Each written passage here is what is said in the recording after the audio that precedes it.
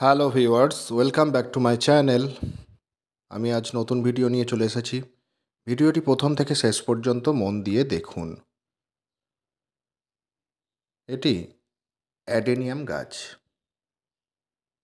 যেটা ডেজার্ট রোজ বা মরু গোলাপ নামেও পরিচিত। এই অ্যাডেনিয়ামের প্রথম জন্ম আফ্রিকা, আরব উপদ্বীপ অঞ্চলে। এরা মরু উদ্ভিদ। এই যে মোটা অংশটা, এটাকে বলে কর্ডেক্স। এর বৈশিষ্ট্য হচ্ছে এর আকার আকৃতি এরম। আরেকটি অ্যাডেনিয়াম, এই যে যেগুলি দেখছেন, এগুলো বীজ এসেছে গাছে। এই খোলকের ভেতরে অসংখ্য বীজ থাকে। এই বীজ আপনারা চাইলে গাছে রাখতে পারেন। যখন খোলকটি ফেটে যাবে, সেই বীজ থেকে আপনারা চারা তৈরি করতে পারেন। এর কটেক্স অঞ্চলটা দেখুন, অনেকটা ফিতো, প্লাস এর অনেকগুলি শাখা আছে। এই কটেক্স অঞ্চল মোটা হয়। বীজের গাছ থেকে অঞ্চলগুলি মোটা হয় কটেক্স অঞ্চল। আর অনেক সময় কী হয়, কাটিং থেকে তৈরি করলে অনেক সময় মোটা হয় না। সেই মোটা করার পদ্ধতিও আছে অনেক। এর ওপর অনেক আগে আমার ভিডিও আছে চ্যানেলে। আর এগুলো চারা, বীজ থেকে তৈরি চারা। এর আগে আমি ভিডিও দিয়েছিলাম ছোট চারা কিভাবে বড় করবেন, সেগুলো চাইলে ডেসক্রিপশান বক্স থেকে দেখে নেবেন।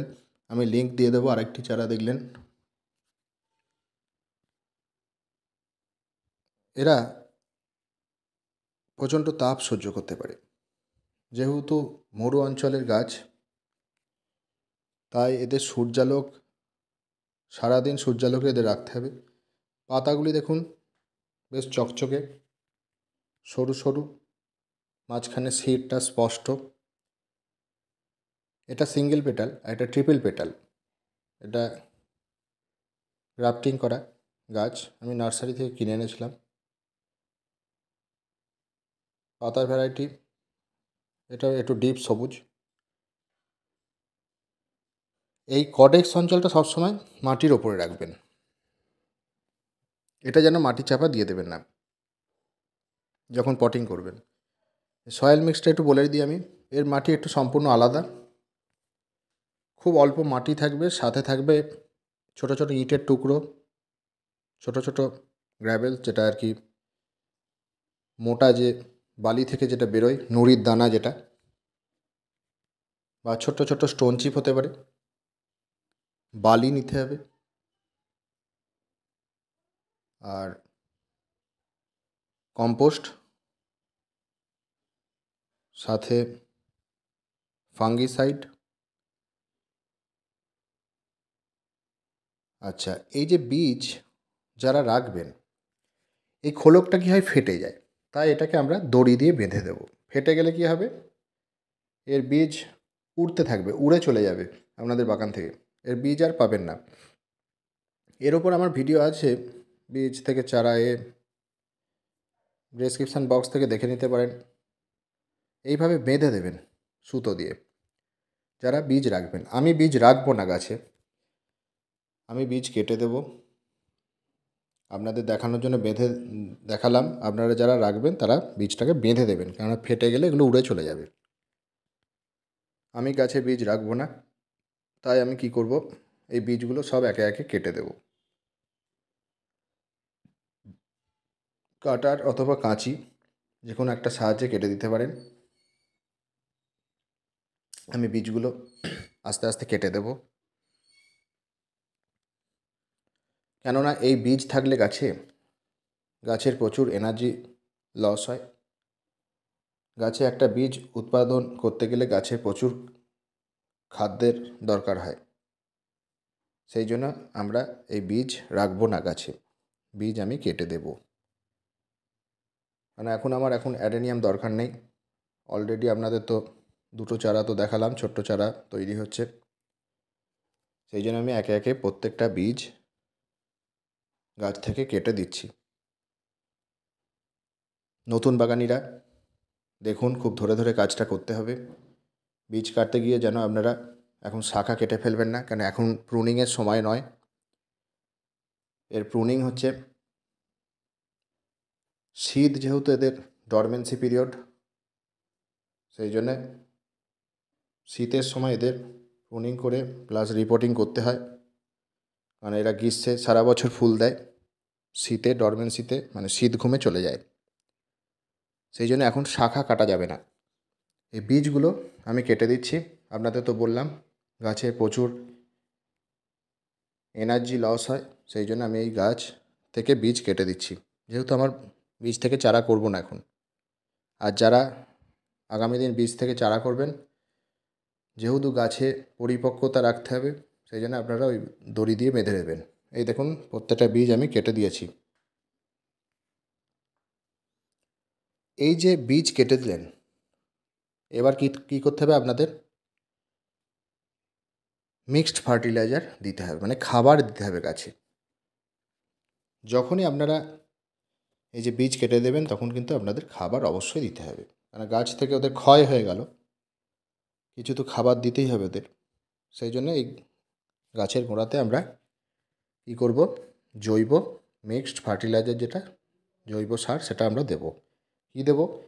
1 মুঠো ভার্মি কম্পোস্ট, 1 মুঠো নিম খোল, 1 মুঠো সর্ষের গুঁড়ো খোল, 2 চামচ, যেহেতু বড় টবে আছে 12 ইঞ্চি, 2 চামচ বোন মিল, 2 চামচ হর্ন ডাস্ট, 2 চামচ ব্লাড মিল বা লেদার মিল। ভালো করে মিক্সড করে যে সারটা তৈরি হবে, সেই সারটা আমরা মাটির সাথে মালচিং করে দেব। এই সার আমরা অন্য সময় ব্যবহার করতে পারি। এখন যেহেতু ফ্লাওয়ারিং ফুলের সিজন এদের, সেই জন্য আমরা মাসে একবার করে এই সার ব্যবহার করব। আর এই ছোটো চারা গাছের ওপর তো ভিডিও আছে আমার চ্যানেলে, তবুও নতুন বাগানিদের জন্য বলছি, এদের একটু খুব পাতলা করে সর্ষের খোল পচা জল 3 থেকে 4 দিন ভিজিয়ে, খুব পাতলা করে সাথে জল মিশিয়ে আপনারা মানে সপ্তাহে 1 দিন করে ব্যবহার করুন, যাতে গাছের গ্রোথটা ভালো হয়। আর এদের সবজির খোসা ভিজে জল দিতে পারেন, আর কিছু দেওয়ার দরকার নেই, এখন গ্রোথটা হয়ে যাক।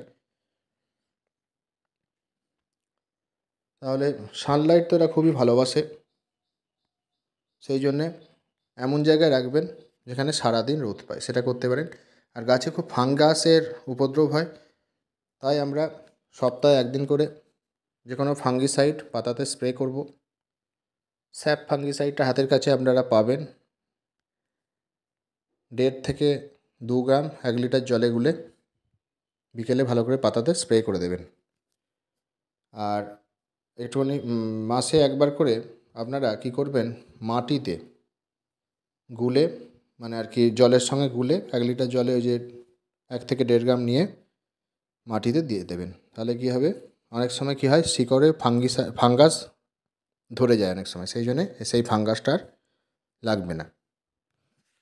আর নিমখোল আপনারা দিতে পারেন, অন্যান্য পোকামাকড় মরে যাবে। নিমখোলও মাসে একবার 1 মুঠো নিয়ে ছড়িয়ে জল দিয়ে দিতে পারেন, তাহলে কী হবে, অন্যান্য পোকামাকড় আসবে না। তাহলে এর মাটিটা হচ্ছে একটু ডিফারেন্ট, ওইভাবে তৈরি করুন। অনেকে ঘেঁষে করতে পারেন, মানে মোট কথা মাটিটা খুব ঝুরঝুরে হতে হবে, বালি বা ওই যে ধানের চিটে, আর সাথে তো বললাম নুড়ি, ওইদিকে ছোটো ছোটো স্টোন চিপ, ছোটো ছোটো ইঁটের টুকরো, এইভাবে নিয়ে একসঙ্গে মাটিটা কিন্তু তৈরি করতে হবে। আর সাথে একটু সিঙ্গেল সুপার ফসফেট দেবো কেন, কারণ রুটটা খুব ভালো হয় স্টার্টিংয়ে, মানে ছোট্টো চারা গাছে আর কি। সেই জন্য ওইভাবে মাটিটা আমাদের ওইভাবেই বানাতে হবে, মানে সম্পূর্ণ অন্যান্য গাছের থেকে কিন্তু মাটিটা সম্পূর্ণ আলাদা অ্যাডেনিয়ামের। আর অন্যান্য পরিচর্যার ভিডিওগুলো আমি দিয়ে দেবো ডেসক্রিপশান বক্সে, আপনারা চাইলে ডেসক্রিপশান বক্স থেকে দেখে নিতে পারেন। এই হচ্ছে অ্যাডেনিয়াম সম্পর্কে তথ্য। ফুল তো খুব সুন্দর হয়, আপনারা অ্যাডেনিয়াম করুন, দেখবেন খুব ভালো লাগবে, আপনাদের বাগান ভরে উঠবে। যদি ভিডিওটি ভালো লেগে থাকে অবশ্যই লাইক করুন, বন্ধুদের সাথে শেয়ার করুন, কিছু জানতে আমায় কমেন্ট করুন, আর যারা নতুন তারা চ্যানেলটি সাবস্ক্রাইব করে আমার সাথে থাকুন। Thank you.